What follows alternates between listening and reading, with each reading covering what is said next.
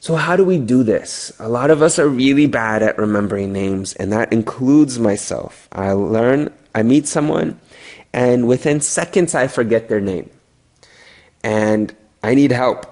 And so actually I've done some research. We've done some research. We have gone, Dale Carnegie has some good information about how to remember names. So does LinkedIn, so does Forbes, so does Fortune, etc. So we've taken these ideas and we've come up with 5 steps.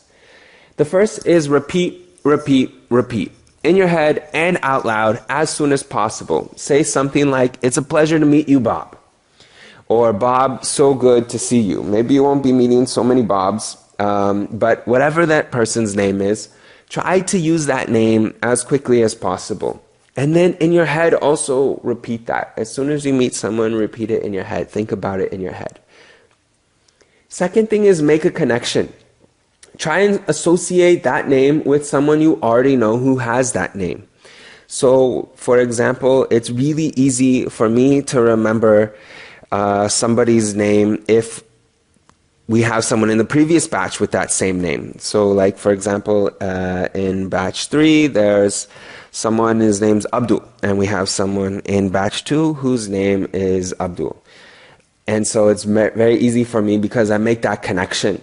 There was a LinkedIn article that said, if you met someone whose name is David, then think about David Beckham and connect that person with this idea of David Beckham, and that will help you remember their name.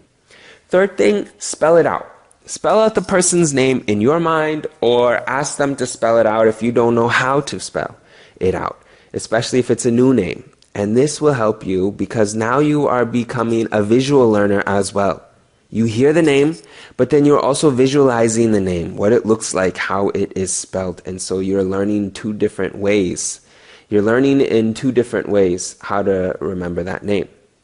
And then the fourth thing, again, having to do with visualizing the name, is putting the pen to the paper and record the name once you're alone. Also, you should include when and where you met that person. A lot of times I used to, before, meet someone, and in my phone I would just write their name.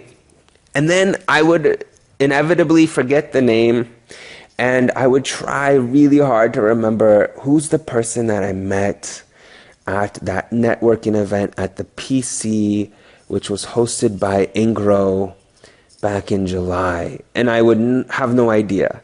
And so what I started to do was put those details in my phone when I was saving the number. I would say Ingro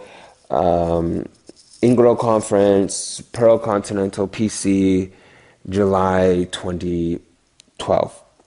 And then I have all that data that would help me remember who that person is and be able to recall or retrieve it from my phone when I need it.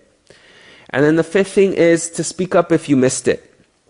Probably this doesn't apply in an interview, but outside of an interview, in a networking event or some kind of info session or campus drive, if you meet someone and you forget their name, then you can even start with a compliment. Say something like, "I really enjoyed talking with you, but I'm really sorry I've completely forgotten your name. Can you just remind me?"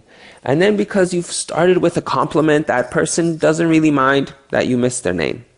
Otherwise, it becomes more and more awkward the more and more time you wait. Then you become more close with that person and you should really know their name, and then you don't, and so it's awkward. So those are the 5 steps to remembering names. And they're very effective, but the important thing is you need to practice them in order to improve.